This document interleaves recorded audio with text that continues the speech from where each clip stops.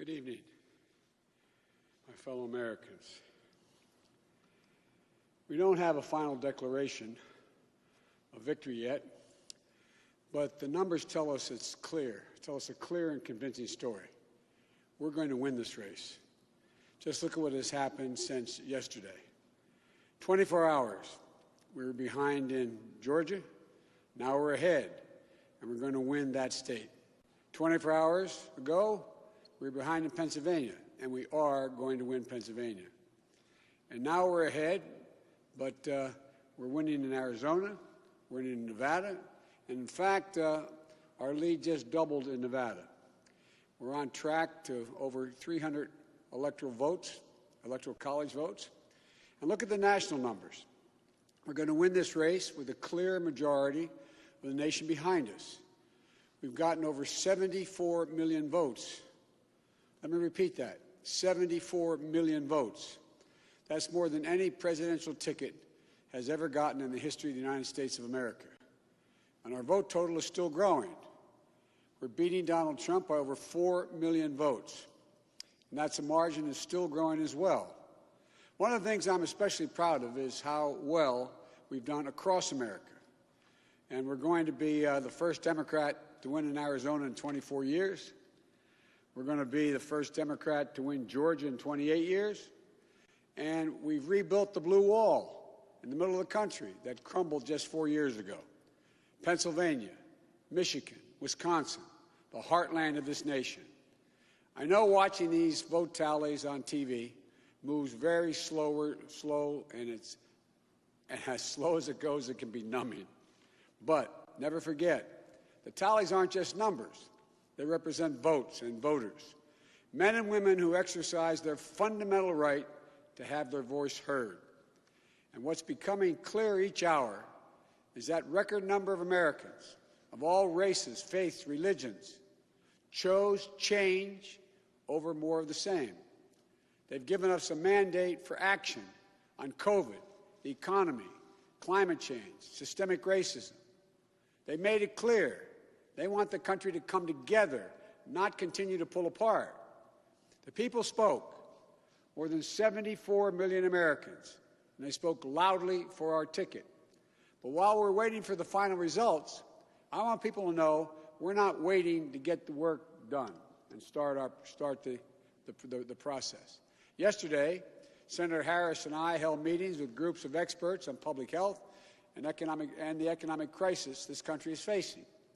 The pandemic, as you also know, is getting more worrisome all across the country. Daily cases are skyrocketing, and it's now believed that we could see as many as 200,000 cases in a single day. The death toll is approaching 240,000 lives lost to this virus. That's 240,000 empty chairs, kitchen tables, and dining room tables all across America. We'll never be able to measure all that pain and the loss, the suffering that so many families have experienced. We know something about what it feels like to lose someone. And I want them to know they're not alone. Our hearts break with you. I want everyone to know on day one, we're going to put our plan to control this virus into action. We can't save any of the lives lost, any of those who have been lost, but we can save a lot of lives in the months ahead. Senator Harris and I also heard yesterday about how this recovery is slowing because of the failure to get the pandemic under control. More than 20 million people are on unemployment. Millions are worried about making rent and putting food on the table. Our economic plan will put a focus on a path to a strong recovery. Look, we both know tensions are high. They can be high after a tough election, one like we've had. But we need to remember, we have to remain calm, patient. Let the process work out as we count all the votes. You know, we're proving again what we've proved for 244 years in this country. Democracy works.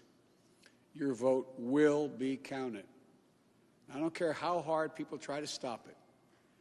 I will not let it happen. The people will be heard. Our journey is toward a more perfect union, and it keeps moving on. In America, we hold strong views.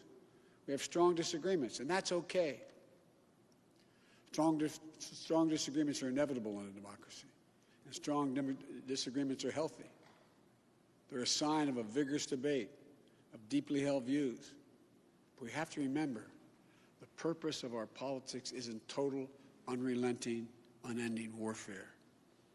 No, the purpose of our politics, the work of the nation, isn't to fan the flames of conflict, but to solve problems, to guarantee justice, to give everybody a fair shot, and to improve the lives of our people. We may be opponents, but we're not enemies. We're Americans. No matter who you voted for, I'm certain of one thing. The vast majority of the almost 150 million Americans who voted, they want to get the vitriol out of our politics. We're certainly not going to agree on a lot of issues, but at least we can agree to be civil with one another. We have to put the anger and the demonization behind us. It's time for us to come together as a nation to heal. It's not going to be easy, but we have to try. My responsibility as president will be to represent the whole nation. And I want you to know that I'll work as hard for those who voted against me as those who voted for me. That's the job. That's the job. It's called the duty of care for all Americans. We have serious problems to deal with, from COVID to the economy to racial justice to climate change. We don't have any more time to waste on partisan warfare. You know, and more than that, we have such an incredible opportunity to build the future we want for our kids and our grandkids. I've said many, many times, I've never been more optimistic about the future of this nation. There is no reason we can't own the 21st century. We just need to remember who we are. This is the United States of America. And there's never been anything we've been unable to do, unable to accomplish when we've done it together. I hope to be talking to you tomorrow. I want to thank you all, and may God bless you, and may God protect our troops. Good night.